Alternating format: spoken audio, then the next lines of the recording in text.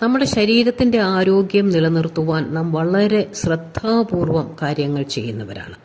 കഴിക്കേണ്ടുന്ന ആഹാരം കഴിക്കുകയും കഴിച്ചുകൂടാത്ത ആഹാരം കഴിച്ചുകൂടാതിരിക്കുകയും ആവശ്യത്തിന് വെള്ളം കുടിക്കുകയും ശരീരത്തിന് എന്തെങ്കിലും ക്ഷീണമുണ്ടെന്ന് തോന്നിയാൽ അപ്പോൾ തന്നെ ഡോക്ടറെ കണ്ട് അതിന്റെ കാരണം കണ്ടുപിടിച്ച് എന്തെങ്കിലും മരുന്ന് കഴിക്കണമെങ്കിൽ മരുന്ന് കഴിക്കുകയും ചികിത്സ തേടുകയും ചെയ്യുന്ന നാം വിശ്രമം നമുക്ക് ആവശ്യമാണെന്ന് മനസ്സിലാക്കി നമ്മൾ വിശ്രമിക്കുന്നു.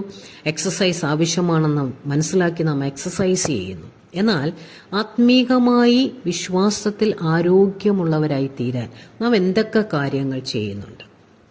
ദൈവത്തിന്റെ വചനത്തിൽ പൗലോസ് തീത്തോസിന് ലേഖനം എഴുതുമ്പോൾ തീത്തോസ് 1-ാം അധ്യായം അതിന്റെ 13-ാം വാക്യത്തിൽ ക്രേത്തയിലുള്ള വിശ്വാസികൾ വിശ്വാസത്തിൽ ആരോഗ്യമുള്ളവരായി തീരേണ്ടതിന് നീ അവർക്ക് വേണ്ടി കാര്യങ്ങൾ ചെയ്യണമെന്ന് പറഞ്ഞിരിക്കുന്നു. അങ്ങനെ പറയാനുള്ള ഒരു കാരണം അതിന്റെ 12-ാം വാക്യത്തിൽ പറഞ്ഞിട്ടുണ്ട്. ക്രേത്തർ സർവ്വദാ അസത്യവാദികളും ദുഷ്ടജന്തുക്കളും മടിയന്മാരായ പെരുവയറന്മാരും അത്രേ എന്ന് അവരിലൊരുവൻ അവരുടെ ഒരു വിദ്വാൻ തന്നെ പറഞ്ഞിരിക്കുന്നു. ഈ സാക്ഷ്യം നേർ തന്നെ. അത് നിമിത്തം അവർ വിശ്വാസത്തിൽ ആരോഗ്യമുള്ളവരായിരിക്കേണ്ടതിനും യഹൂദ കഥകളെയും സത്യം വിട്ടകലുന്ന മനുഷ്യരുടെ കൽപ്പനകളെയും ശ്രദ്ധിക്കാതിരിക്കേണ്ടതിനും അവരെ കഠിനമായി ശാസിക്കാം.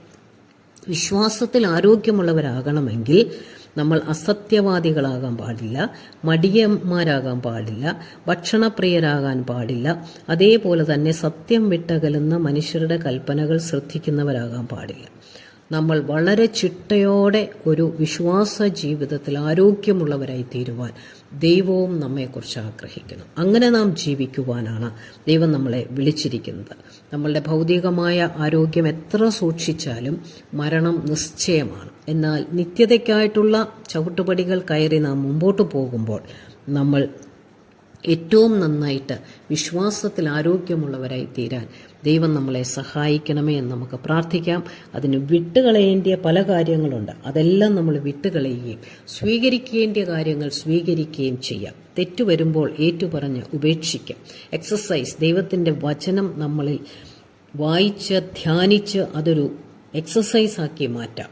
അതോടൊപ്പം തന്നെ വിശ്രമം ആവശ്യമാണ്. ശാന്തമായിട്ട് എവിടെയെങ്കിലും ഇരുന്ന് കുറേ പ്രാർത്ഥിച്ച് ദൈവത്തോട് കുറേ കാര്യങ്ങൾ പറയാനല്ല, ശാന്തമായിരുന്ന് ദൈവത്തിൽ നിന്ന് കേൾക്കാനും പറഞ്ഞ കാര്യങ്ങളും ദൈവവുമായിട്ടുള്ള ബന്ധത്തിൽ അതിനെക്കുറിച്ച് ചിന്തിപ്പാനുമൊക്കെ ദൈവം നമുക്കൊരു വിശ്രമം ആവശ്യമാണെന്ന് പറഞ്ഞിരിക്കുന്നു. അപ്പോൾ നമ്മുടെ വിശ്രമവും നമ്മുടെ എക്സസൈസും നമ്മളുടെ ഭക്ഷണ രീതികളിലും ഒക്കെ വ്യത്യാസം വന്ന് നമ്മൾ ആരോഗ്യപരമായി വിശ്വാസത്തിൽ വളർന്നു വരാം. അതിന് ദൈവം നമ്മെ സഹായിക്കും.